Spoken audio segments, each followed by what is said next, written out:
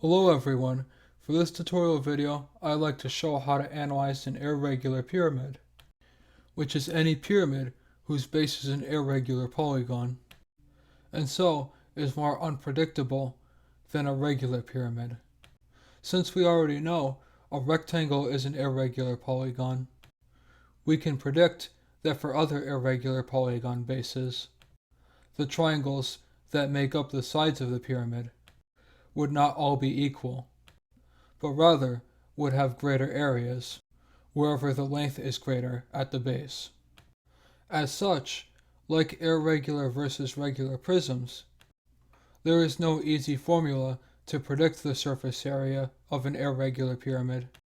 but rather you must add up all of the individual areas on a case-by-case basis, much like an irregular prism.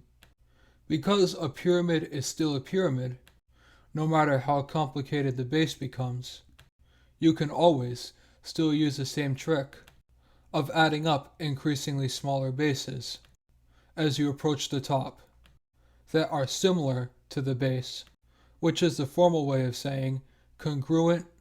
in terms of general shape only, and the proportions are different. Because we have proven the volume of any pyramid calculated in this manner will always be the area of the base times the height divided by 3. This formula will always remain a universal truth, no matter how abstract or difficult the base becomes. Now that I have proven the most difficult type of pyramid, I can move on to discussing all 3D shapes made out of polygons that cannot be classified as either prisms or pyramids,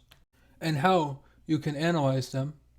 using techniques from prisms or pyramids, similar to how you can analyze irregular polygons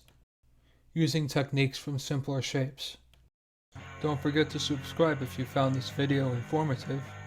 and make sure to see other tutorial videos, and follow me on either Facebook or Twitter for more content.